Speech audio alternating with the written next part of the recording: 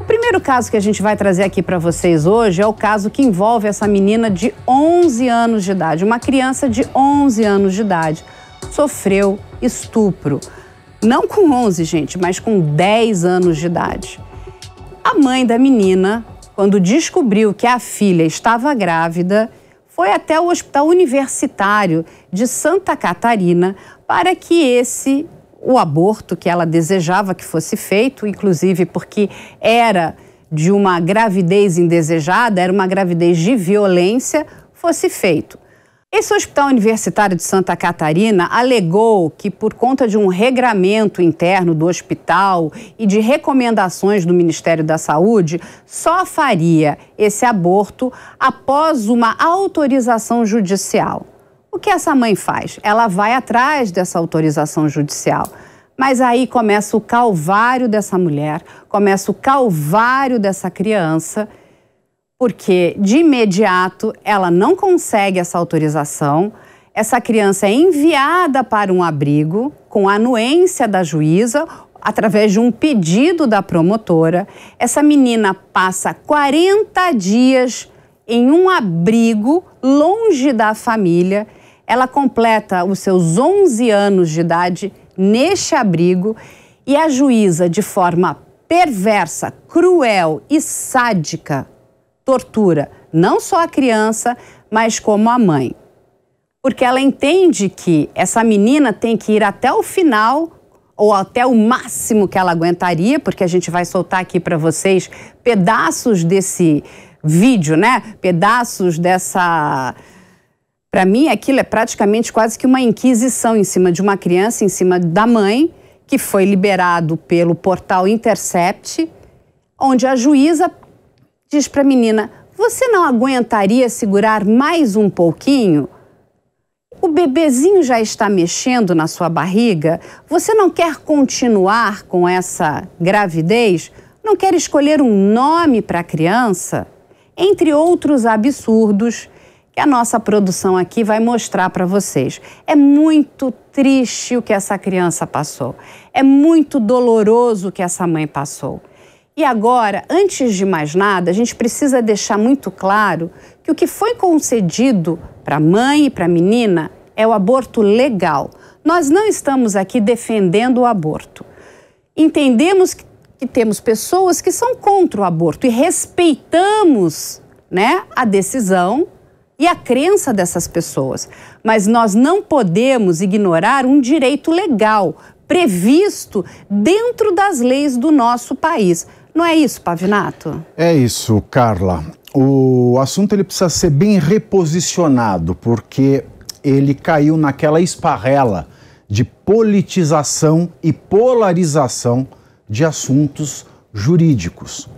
Nós temos aqui, hoje, então, a questão da aplicação de uma lei penal, que é o Código Penal Brasileiro, que é de 1940. Ou seja, essa previsão legislativa, ela existe no Brasil há 82 anos. Então, não é coisa de Lula, não é coisa de Bolsonaro, não é coisa de direita, não é coisa de esquerda. Nós estamos falando de uma legislação com 82 anos. Nós estamos falando de uma legislação que nasce no período da ditadura Vargas.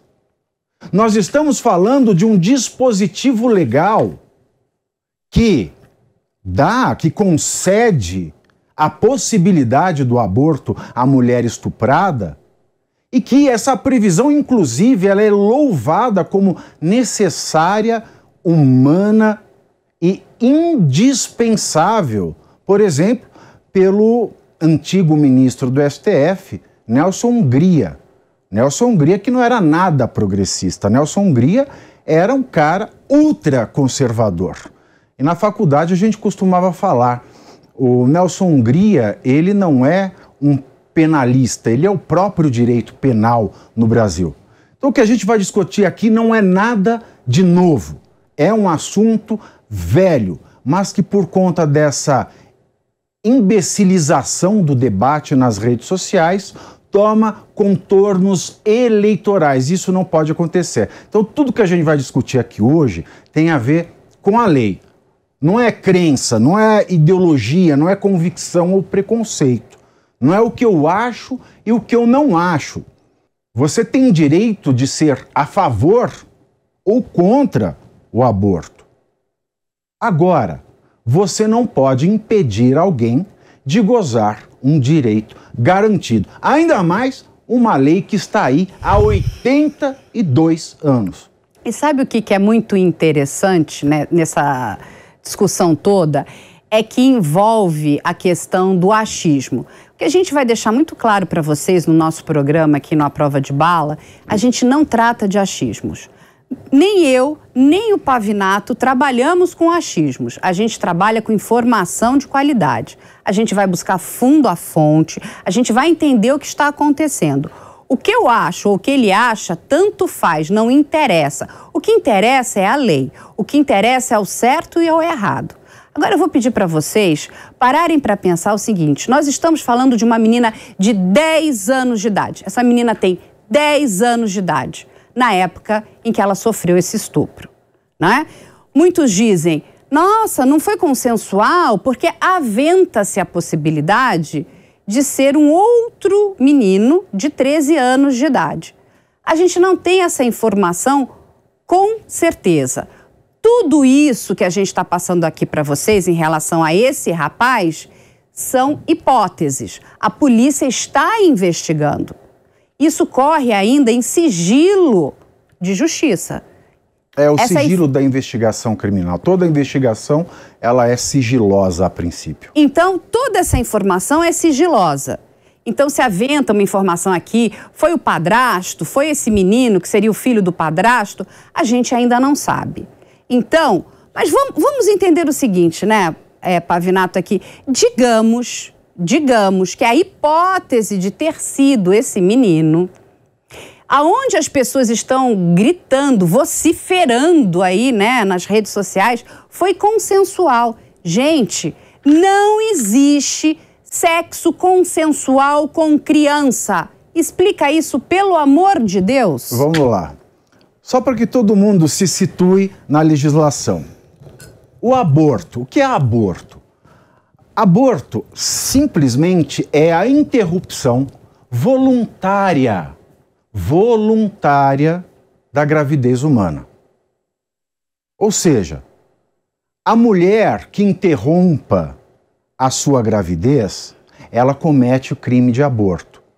Ou quem faz o procedimento comete junto com a mulher o crime de aborto. Ainda, quem faz um procedimento de aborto sem que a mulher o saiba, também comete o crime de aborto. É a interrupção consciente da gravidez.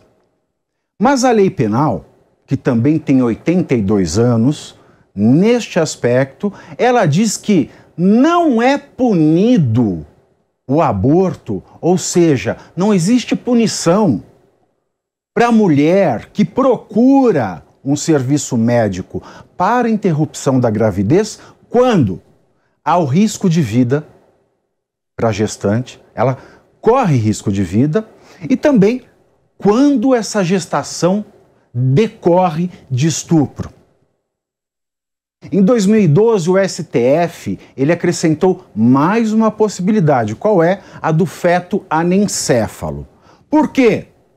Bom, a legislação diz que existe vida enquanto existe atividade cerebral. Tanto que o conceito de morte, na lei, é o fim da atividade cerebral. Portanto, se um feto não tem cérebro, ele não tem vida. Então isso é uma inteligência da jurisprudência que se aplica sistematicamente às leis do país. Pois bem, nesse caso da menina nós temos dois quadros. Primeiro, o risco da gestação. É uma menina de 10 anos. Ela não tem nem seio. Ela não tem estrutura de quadril.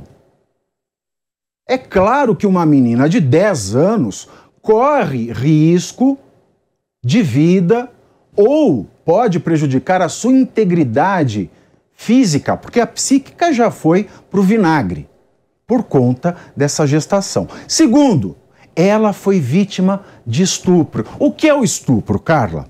O estupro é você obrigar alguém a fazer com você a conjunção carnal ou praticar atos libidinosos.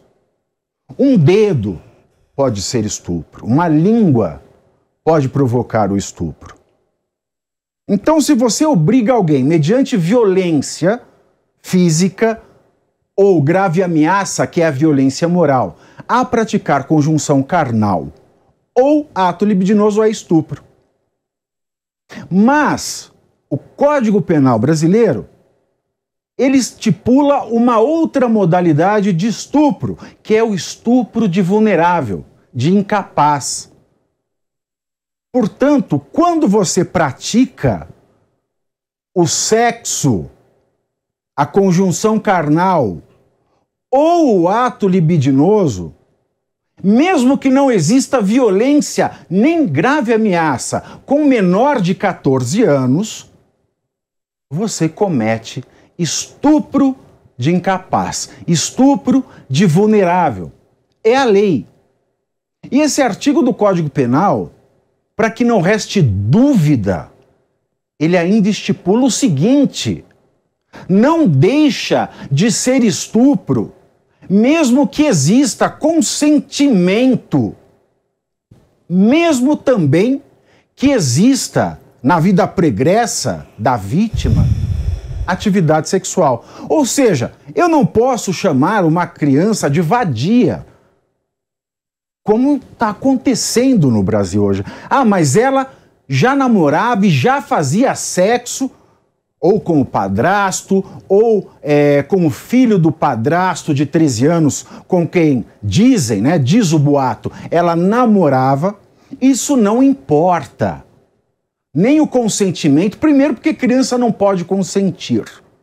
Criança é absolutamente incapaz. Segundo, porque a lei estabelece. Então, é a lei. Eu estou falando da lei. E a juíza tem que se atentar à lei, e não ao que ela acha.